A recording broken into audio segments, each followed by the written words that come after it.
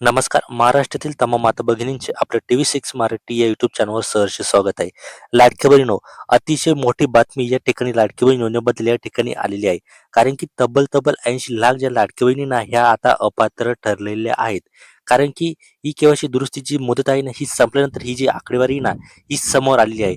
आता ह्या 80 लाख महिला का अपात्र झाल्या? याचं नेमकं कारण काय? ते या व्हिडिओच्या माध्यमातून आपण इथे बघणार आहोत. त्याआधी तुम्ही मला आवर्जून सांगायचं आहे, की तुम्ही ई-के-वाय-सी प्रक्रिया ही पूर्ण केलेली आहे का? ई-के-वाय-सी केलेली असेल तर येस नक्की टाइप करा आणि नसेल केलेली तर नो नक्की पाठवा. कारण की हा मुद्दा आता खूप महत्त्वाचा इथे ठरलेला आहे. बघा इथे काय सांगितलेलं आहे, की महायुतीमधील घटक पक्षांना महाराष्ट्रात सत्ता मिळवून देण्यासाठी मुख्यमंत्री माझी लाडकी बहीण महत्त्वाची ठरलेली आहे. त्यानंतर इथे काय झालेलं आहे, की 30 एप्रिलपर्यंत इथे जी ई-के-वाय-सीची दुरुस्ती करण्याची जी मुदत आहे ना, ही देण्यात आलेली होती. त्यानंतर ई-के-वाय-सी दुरुस्तीची मुदत संपल्यानंतर किती महिला अपात्र ठरले या संदर्भातील आकडेवारी आता समोर आलेली आहे. बघा 30 एप्रिलपर्यंत इथे मुदतवाढ देण्यात आलेली होती. परंतु त्यानंतर कुठलीही मुदतवाढ दिलेली नाही. त्यानंतर डायरेक्टली हा जो आकडा आहे ना 80 लाखाचा हा आकडा आता समोर आलेला आहे. म्हणजे आधी मार्च आणि एप्रिलचा हप्ता भेटला आणि त्यानंतर डायरेक्टली 80 लाख ज्या महिला आहे ना, ह्या आता अपात्र ठरलेल्या आहेत. 80 लाख महिला मुख्यमंत्री माझी लाडकी बहीण योजनेतून अपात्र ठरल्या असून त्यांचा लाभ आता बंद झालेला आहे. या संदर्भात वृत्त टाइम्स ऑफ इंडियानं ही माहिती दिलेली आहे.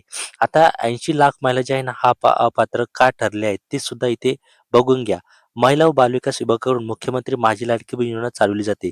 या योजनेची सुरुवात झाली तेव्हा लाभार्थ्यांची संख्या जवळ-जवळ 2,46,00,000 इतकी होती.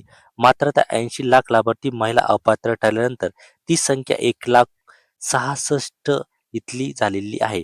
म्हणजे 1,66,00,000 ही संख्या आलेली आहे. म्हणजे जवळ-जवळ 50% लाडक्या बहिणी ह्या अपात्र करण्यात आलेल्या आहेत.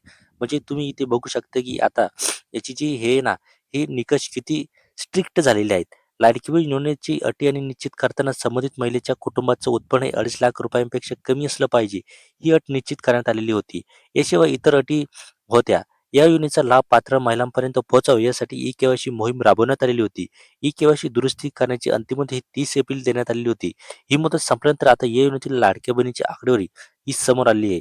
म्हणजे जवळ-जवळ 80 लाख लाडकी बहिणी आता इथे अपात्र ठरण्यात आलेल्या आहे. तर 80 लाख महिला अपात्र ठरल्या असून काही महिलांनी ई-के-वाय-सी प्रक्रियाच पूर्ण केली नसल्याचं देखील समोर आलेलं आहे.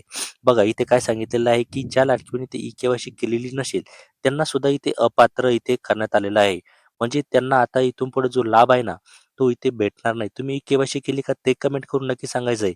आपण पुढच्या व्हिडिओमध्ये या नेमकं इथे अपात्र होण्याचं कारण काय आहे, ते आपण या पुढच्या व्हिडिओच्या माध्यमातून ते बघणार आहोत आणि त्यानंतर मे महिन्याचा हप्ता कोणाला भेटणार हे सुद्धा त्या व्हिडिओच्या माध्यमातून आपण ते बघणार आहोत. त्यामुळे तो व्हिडिओ सुद्धा बघा आणि याच्यामध्ये कमेंट करून सांगा तुम्ही के-वाय-सी केलेली आहे का? धन्यवाद.